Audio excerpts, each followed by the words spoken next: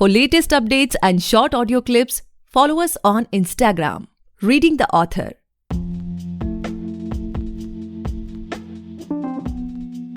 Hey guys, welcome back to the podcast Reading the Author, a unique show where we read authors' mind and not their book. Meanwhile, I truly believe and pray कि आप और आपका पूरा परिवार healthy हो, happy हो, safe. Guys, today we have Anshuman Putiala sir with us and he is the author of शहर में शायर की शादी की सालगिरह. Thank you so much sir for coming on our show. It is my honor to be able to host it. Thank you so much. Pleasure sir. So sir, like before we get into the podcast and हम आपकी book के बारे में, आपके आने वाले projects के बारे में कुछ बात करें, I would request you to please introduce yourself so that our listeners can know much more about you and do let us know how you started this writing journey. Yeah, sure. सभी को मेरा नमस्कार. मेरा नाम अंशुमन कुठियाला है और मैं हिमाचल प्रदेश से हूँ. शिमला में मेरा जन्म हुआ और वहीं पे मेरी प्रारंभिक शिक्षा वहीं पे हुई. उसके बाद में मैंने BIT मेसरा से इंजीनियरिंग की है बायोटेक्नोलॉजी में और उसके बाद जामिया मिलिया इस्लामिया से मैंने MA सोशल वर्क MSW किया है और प्रेजेंटली मैं पावर ग्रिड कॉरपोरेशन में कॉर्पोरेट सोशल रिस्पॉन्सिबिलिटी डिपार्टमेंट में डिप्टी मैनेजर के पद पर कार्यरत हूँ और पढ़ने लिखने का मुझे शौक़ है और ये मेरी तीसरी पुस्तक है. मेरी पहली पुस्तक है शहर में शायर, दूसरी पुस्तक शहर में शायर की शादी और तीसरी पुस्तक ये शहर में शायर की शादी की सालगिरह. तीनों जो है एक पोएट्री का संकलन है, काव्य संग्रह है. जी ओके जी. तो सर आपने पहली बार कब सोचा कि नहीं अब मतलब वो एक थॉट आता है कि नहीं अब तो बुक लिखी देनी है, वो कब आया?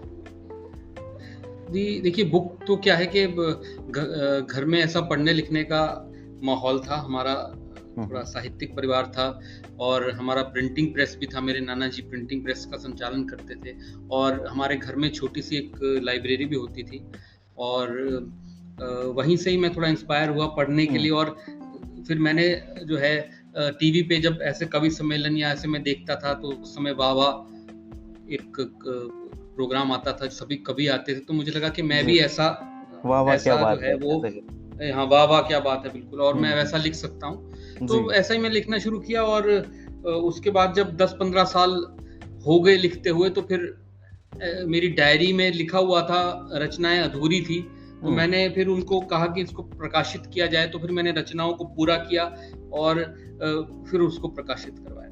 बिल्कुल जी. तो सर जैसा कि हम एक नए रीडर के अगर पर्सपेक्टिव से बात करें, जैसे इस पॉडकास्ट को सुनने के बाद बहुत सारे लोग ये बुक्स खरीदना चाहेंगे, पढ़ना चाहेंगे, तो वो इस बुक से क्या एक्सपेक्ट कर सकते हैं? आप अगर कुछ इनसाइट शेयर कर सकें तो. बिकॉज ये टाइटल जो आपने अभी तीनों शेयर किए, शहर में शायर की शादी की सालगिरह, ये बहुत बहुत इंटरेस्टिंग, मतलब अभी लग रहा है कि नहीं अभी इसको ऑर्डर करके पढ़ें. तो व्हाट दे कैन एक्सपेक्ट? जी देखिए ये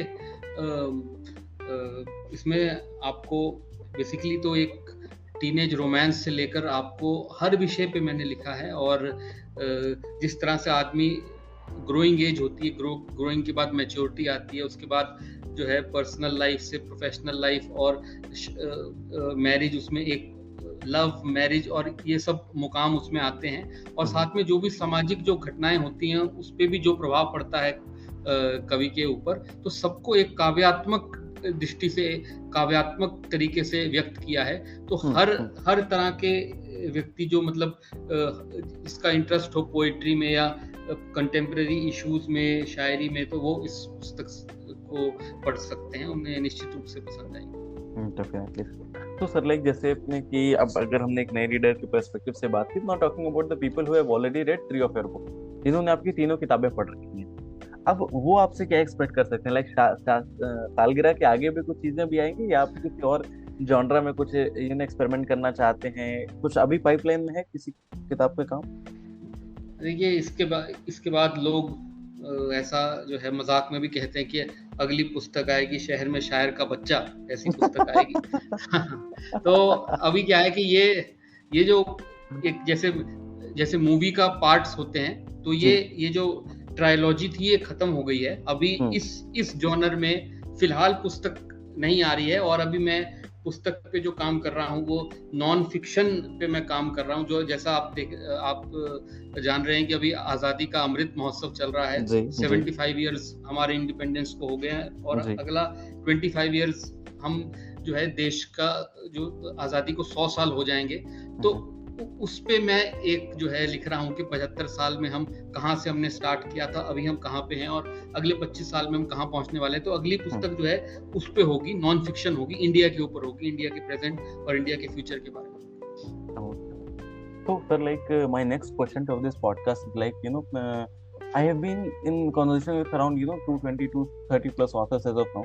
बहुत सारे ऐसे ऑथर्स हैं ना जो कि अपनी एक पर्सनल ब्रांड बनाने के ऊपर काम कर रहे हैं, जैसे कि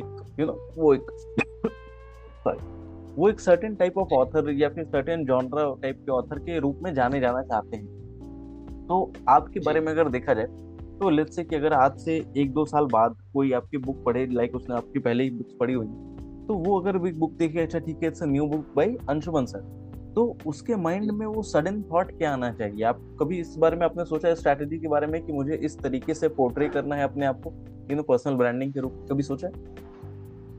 जी देखिए, मेरी पहली पुस्तक का जो शीर्षक है शहर में शायर, तो शहर में शायर को ही बढ़ाते हुए मैंने अगली पुस्तक शहर में शायर की शादी और शहर में शायर की शादी की सालगिरह, तो शहर में शायर इसमें कॉमन है और मेरी वेबसाइट भी है, शहर में शायर नाम से ही वेबसाइट है। तो शहर में शायर मेरा, आप कह सकते हैं कि इस तरह से एक मैंने ब्रांड नेम या टैग नेम सोचा है इन पोएट्री के लिए, पोएट्री के लिए। पर अभी जो मैं नॉन फिक्शन पे काम कर रहा हूँ उस पे शहर में शायर उस पे सूटेबल नहीं रहेगा, पोएट्री के लिए जो है ये ज्यादा सूटेबल है। ये जो, और इस तरह से मैंने बुक्स को दिया है कि कोई भी अगर एक पढ़ता है तो उसको लगे कि मैं दूसरी भी पढूं और तीसरी भी पढूं, कोई पहले तीसरी पढ़ता है तो उसको लगे कि पहली दो में क्या है मैं वो पढूं। इस तरह से मैंने कोशिश की है। Okay, sir. And sir, like what I have personally felt कि जब फर्स्ट लॉकडाउन ओवर हुआ था उसके बाद से there was a boom in this book industry because publishing भी बहुत इजी हो गई है। अब लिटरेरी एजेंसीज है हमारे पास, बहुत सारे सेल्फ पब्लिशिंग हाउस है, KDP है सबसे बड़ी बात। आपको क्या लगता है कि अब बुक को एक मार्केट में स्टैंड आउट कराना कितना मुश्किल हो गया? बिकॉज बुक अगर देखा जाए तो ऑलमोस्ट 100 से ज्यादा बुक हर हफ्ते रिलीज हो रही है हमारे पास, तो अपनी बुक को अलग करना मार्केट में कितना मुश्किल हो चुका है आज के डेट में आपके हिसाब से?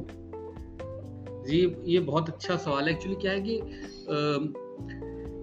एक ऑथर के लिए अपने लाइफ टाइम में केवल अपनी राइटिंग के लिए पॉपुलर होना बहुत मुश्किल है और इसमें क्या है कि इसमें बहुत सब्जेक्टिविटी इन्वॉल्व है। अगर आप अब हमारे कुछ सरकारी जो है कुछ पब्लिशर्स हैं, जैसे जो है साहित्य अकादमी है या भारतीय ज्ञानपीठ है और प्राइवेट भी पब्लिशर है, मानी पब्लिशर है, बड़े बड़े पब्लिशर हैं, तो इनके द्वारा प्रकाशित होने का कोई ऑब्जेक्टिव क्राइटेरिया नहीं है, कोई कंपटीशन नहीं है। जैसे स्पोर्ट्स में कंपटीशन होता है, आप उसमें वो हो सकते हैं कि भैया जो है इस तरह से है कि मैंने ये चीज मैंने स्टेट लेवल खेला है तो मैं नेशनल के लिए एलिजिबल हूँ और मैं नेशनल जीत जाऊं तो मैं फिर इंटरनेशनल के लिए खेल सकता। इसमें ऐसा नहीं है, इसमें कोई क्राइटेरिया नहीं है और सब्जेक्टिविटी बहुत है। तो अब जो सेल्फ पब्लिशिंग का ये है तो इसके फायदे भी हैं, नुकसान भी हैं। फायदा ये है कि हर कोई ऑथर बन सकता है, हर कोई। अब क्या था, नहीं तो आपको पब्लिशर पे डिपेंड रहना पड़ता था।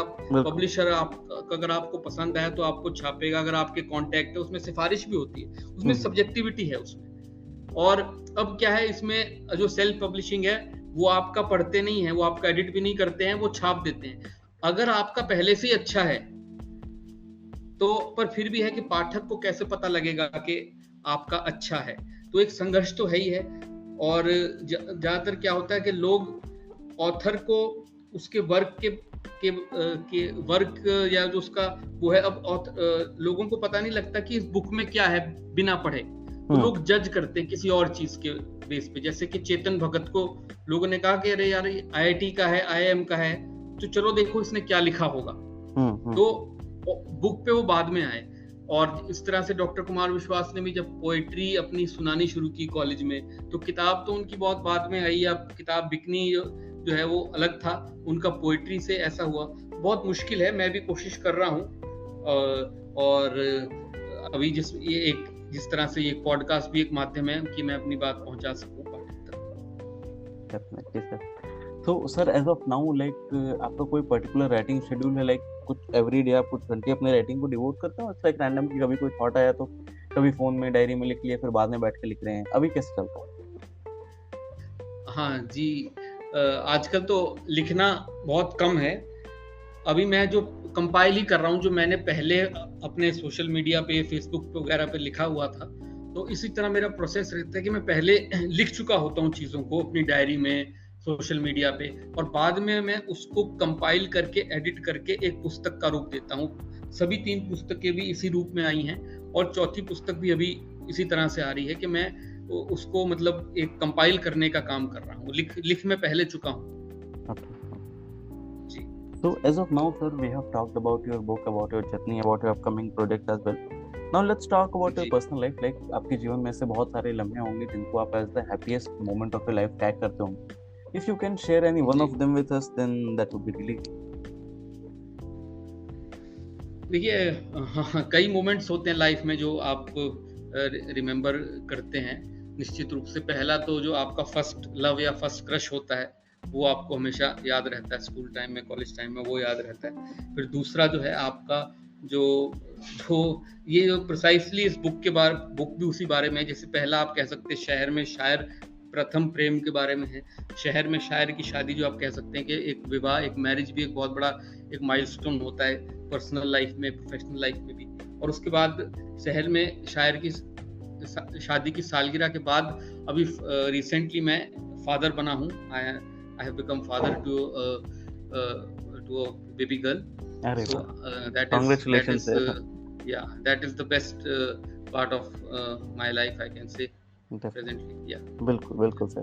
तो sir now let's get back to the time जब आपने सुना कि ठीक है कल आपकी बुक जो है वो लाइव हो जाएगी। Now talking about the first book, शहर में शायर, ठीक है, तो उस ईव पे बेसिकली आपके माइंड में क्या चल रहा था? Like you were feeling excited, relax, या फिर आपने कोई माइलस्टोन सेट कर लिया कि ठीक है मुझे इतने लोग पहले से जानते हैं, मेरी बुक को इतने सेल्स करने पड़ेंगे, इसके लिए कैसे मतलब what was going on your mind at that? सबसे पहले तो ये है कि 2015 में जब मैं अपनी पढ़ाई खत्म करके जॉब में आ गया था, तो मुझे ऐसा लगा कि अब मैं जो अपनी हॉबी है, जो मेरी बुक है जो इनकम्प्लीट थी, उसको मैं कंप्लीट करूं। तो मैंने टाइम दिया कि उसको कंप्लीट किया और उसको पुस्तक का एक रूप दिया। और 2016 में पब्लिशर्स से बातचीत करते हुए और नेगोशिएट करते हुए किस तरह से बुक की प्रिंटिंग होती, किस तरह से वो पब्लिश की जाती है, तो थोड़ा पता किया। और बहुत नया था मैं इस फील्ड में। और 2017 में जनवरी में दिल्ली में, आपको जानते हैं वर्ल्ड बुक फेयर होता है हर साल जी। तो उसमें मेरी जो है किताब है 2017 में मेरे दोस्तों को मैंने सरप्राइज दिया और वहां पे मेरी किताब जो है लॉन्च हुई। जी, 2017 जनवरी में world book fair new Delhi में जो मेरी पहली पुस्तक का लोकार्पण वहां पे हुआ। और फिर हमने मेरे होम टाउन में सितंबर 2017 में भी इसका एक कार्यक्रम किया। वहां पे एक ऐतिहासिक गेटी थिएटर है, वहां पे इसका लोकार्पण का कार्यक्रम। एक शिमला में भी सर वो एक बुक फेयर होता है, लाइक मैं वहां पे था अभी, बुक एग्जीबिशन होता है, सॉरी। जी। मैं भी आई गेस अराउंड 2021 में मैं था वहाँ पे, 2022 में था शायद, लास्ट ईयर था मैं। जी। I was returning from Leh trip, तो वहाँ पे मैं था। तो वहाँ पे वो उन्होंने लिखा हुआ था कि बुक एग्जीबिशन, वो जो मॉल रोड है बेसिकली, जो नीचे उतर के आता है वो एरिया, वो ब्यूटीफुल से जो स्ट्रक्चर्स हैं उधर, वहाँ पे कुछ तो मैंने पढ़ा हुआ था कि बुक एग्जीबिशन अभी एक्सटेंड हो गया है, ऐसे कुछ करके। हाँ, अभी भी हुआ था, इस साल भी बुक फेयर हुआ था। अभी जो है जून के महीने में हुआ था बुक फेयर। जी। So, सर लाइक आप कभी अपनी बुक के रिव्यूज पढ़ते हैं, and do they bother you? Like बहुत बार ऐसा होता है कि रिव्यूअर्स को चीजें नहीं पसंद आती, लाइक सबका पर्सपेक्टिव जैसा नहीं हो सकता है, बट एक चीज होती है कि एक हेल्दी क्रिटिसिज्म करना, एक होता है कि नहीं कुछ भी मन में है वो लिख दिया। तो डू रिव्यूज बॉदर यू, और आप मतलब उनको कंसिडर करते हैं अपनी लाइफ? देखिए, बेसिकली 2 तरह के रिव्यू हैं।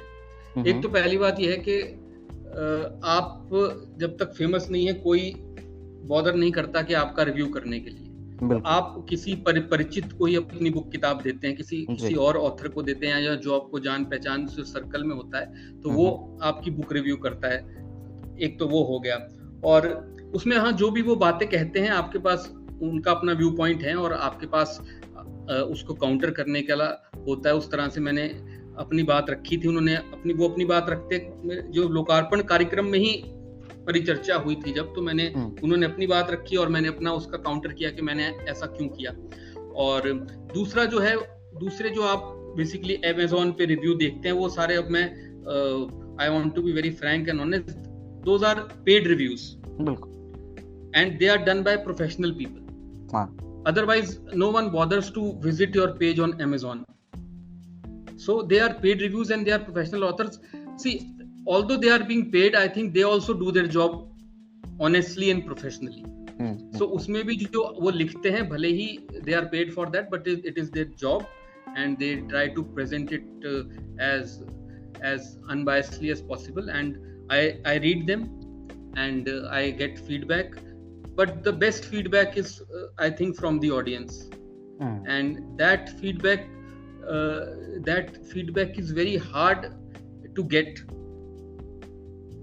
So you have to work. I think you have to. Some authors spend a lifetime for that feedback, and some get it like early. So I am prepared for a long term. Okay, sir. So, sir, my last question of this podcast is like, इस podcast को सुनने के बाद बहुत सारे लोग लिखना चाहेंगे या फिर उनका फर्स्ट ड्राफ्ट अभी उनके लैपटॉप में हो, उनकी डायरी में, उनके नोटबुक में होगा. So, what would be your advice for those upcoming authors?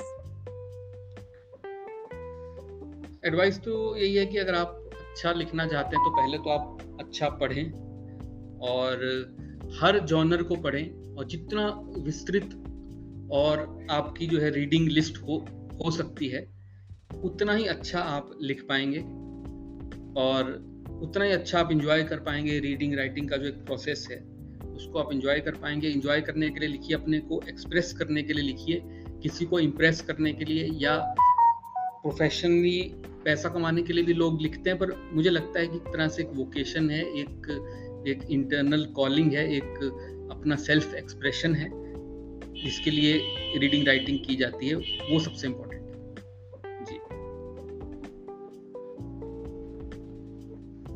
Okay. So that's all for today, guys. I hope you must have enjoyed this lovely conversation with Anshuman sir.